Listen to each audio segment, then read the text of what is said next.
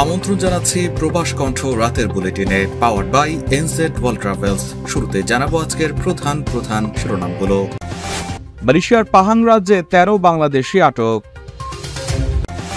রেমিটেন্সের জোয়ার, 24 দিনে এলো 20,000 কোটি টাকার বেশি প্রবাসী আয়। মালয়েশিয়ার কুয়ালালামপুরে ইমিগ্রেশনের অভিযানে গ্রেপ্তার 16 প্রবাসী। এবং মালয়েশিয়ার জোহর রাজ্যে মোবাইল কনসুলার সেবা দিচ্ছে হাই কমিশন।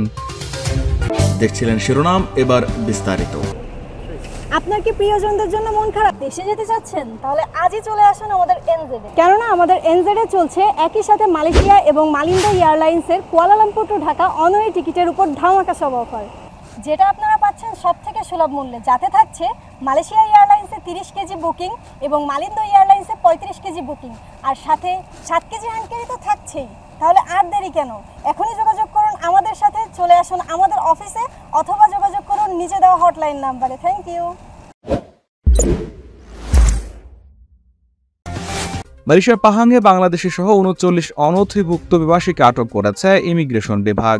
23 আগস্ট রাজ্যের কুয়ান্তান এবং রোম্পিং এলাকায় অভিযান পরিচালনা করে 13 বাংলাদেশি সহ 39 জনকে আটক করা হয়। রাজ্যের ইমিগ্রেশন বিভাগ এক বিবৃতিতে জানিয়েছে, অবৈধ প্রবাসীরা অবস্থান এবং কাজ করছে স্থানীয়দের কাছ থেকে এমন তথ্য পাওয়ার পর 19 জন কর্মকর্তার সমন্বয়ে কুয়ান্তান এবং রোম্পিংয়ে অভিযান পরিচালনা করা হয়। এ সময় মোট 75 জন অভিবাসীর কাগজপত্র যাচাই বাছাইয়ের পর এর মধ্যে যাদের কোনো বৈধ কাগজপত্র নেই এমন 39 জন অবৈধ প্রবাসীকে আটক করা হয়েছে। আটককৃতদের মধ্যে ইন্দোনেশিয়া 24 জন, বাংলাদেশের 13 জন, থাই 1 এবং 1 জন ভারতীয় নাগরিক রয়েছেন। আটককৃতদের বয়স 22 থেকে 51 বছরের মধ্যে। তাদের রাজ্যের কেমায়ান ইমিগ্রেশন ডিপোতে ইমিগ্রেশন আইন 1959 এবং 1963 ধারা 51 5 উপধারার অধীনে 14 দিনের রিমান্ডে নেওয়া হয়েছে। রাজ্যে অবৈধ অভিবাসীদের সম্পর্কিত তথ্য এবং অভিবাসীদের আগমনের সমস্যা মোকাবেলায় সহায়তা করার জন্য ইমিগ্রেশন নেগরি পাহাং জনসাধারণকে এগিয়ে আসার আহ্বান জানিয়েছে। এছাড়া রাজ্যে যদি কোনো নিয়োগকর্তা অবৈধ প্রবাসীকে নিয়োগ করে এবং তাদের সুরক্ষা দেয়, তাদের বিরুদ্ধে আপোষ ছাড়াই কঠোর আইনি ব্যবস্থা নেওয়া হবে বলে জানিয়েছে রাজ্যের ইমিগ্রেশন বিভাগ।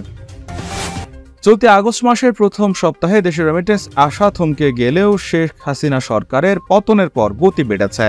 আগস্ট মাসের প্রথম 24 দিনে দেশে বৈধ পথে 171 কোটি 83 লাখ 30 হাজার মার্কিন ডলার রেমিটেন্স এসেছে।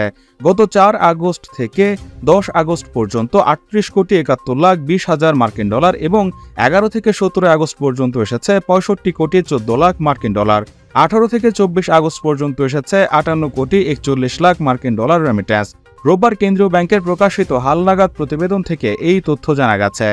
কেন্দ্রীয় ব্যাংকের তথ্য পর্যালোচনা করে দেখা গেছে, চলতি আগস্ট মাসের 24 আগস্ট পর্যন্ত দেশে যেই পরিমাণ রেমিটেন্স এসেছে তার মধ্যে রাষ্ট্রায়ত্ত ব্যাংকগুলোর মাধ্যমে 27 কোটি 69 লাখ ডলার, বিশেষায়িত একটি ব্যাংকের মাধ্যমে 6 কোটি 4 লাখ 10 হাজার মার্কিন ডলার, বেসরকারি ব্যাংকগুলোর মাধ্যমে এসেছে 137 কোটি 77 লাখ 90 হাজার ডলার এবং বিদেশি ব্যাংকগুলোর মাধ্যমে এসেছে 32 লাখ 30 হাজার মার্কিন ডলার রেমিটেন্স।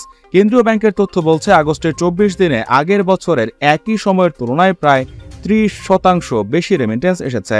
গত বছরের আগস্টে 24 দিনের রেমিটেন্স এসেছিল 132 কোটি ডলার। 2024-25 অর্থ বছরের প্রথম মাস জুলাই দেশে 191 কোটি 35 লাখ 80 হাজার মার্কিন ডলার রেমিটেন্স আসে, যা আগের 10 মাসের মধ্যে সর্বনিম্ন।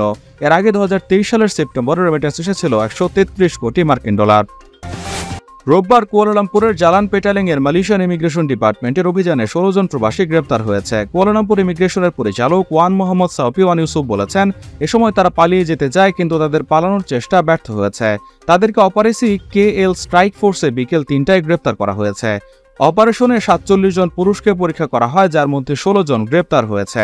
রোববার অভিযানস্থলে এক সংবাদ সম্মেলনে তিনি বলেন, তারা হলেন 8 বাংলাদেশি, 5 জন মিয়ানমারের পুরুষ, 2 জন ভারতীয় পুরুষ এবং 1 জন পাকিস্তানি নাগরিক। পরবর্তী পদক্ষেপের জন্য তাদের সবাইকে আটক করা হয়েছে। মালয়েশিয়ার জোহর বারুতে মোবাইল কনসুলার সেবা দিচ্ছে বাংলাদেশ হাই কমিশন। এর আগে চলমান সেবা নিতে হাই কমিশন থেকে নোটিশ দিয়ে রাজ্যে বসবাসরত প্রবাসীদের আহ্বান জানানো হয়। জোহরের অগ্রণী রেমিটেন্স হাউসে শনি ও রোববার দুদিনের মোবাইল কনসুলার সেবার প্রথম দিন শনিবার স্থানীয় সময় সকাল 9:30 থেকে বিকেল 5টা পর্যন্ত হাই কমিশনের বিভিন্ন কনসুলার সেবা দেওয়া হয়। এছাড়া ই পাসপোর্টের আবেদন গ্রহণ, বায়ো এনরোলমেন্ট সম্পন্নকরণ, MRP পাসপোর্ট ও জন্ম নিবন্ধন প্রদান সহ বিভিন্ন কনসুলার সেবা দেওয়া হয়। রোববার একই স্থানে সকাল 9:30 থেকে বিকেল 5টা পর্যন্ত মোবাইল কনসুলার সেবাসমূহ দেওয়া হবে বলে জানিয়েছেন সংশ্লিষ্টরা। এ সময় মোবাইল কনসুলার সেবা প্রদানে উপস্থিত ছিলেন কাউন্সিলর রাজনৈতিক ফারহান আহমেদ চৌধুরী, কাউন্সিলর পাসপোর্ট ও ভিসা উইং মিয়া মোহাম্মদ কিয়ামুদ্দিন এবং অন্যান্য কর্মকর্তা কর্মচারীরা। এছাড়া বাংলাদেশ সরকার অনুমোদিত পাসপোর্ট ও ভিসা অন্যান্য সেবা সংক্রান্ত আউটসোর্সিং কোম্পানি ESKL এর প্রতিনিধি ও বিপুল সংখ্যক সেবা প্রার্থী প্রবাসী বাংলাদেশি উপস্থিত ছিলেন।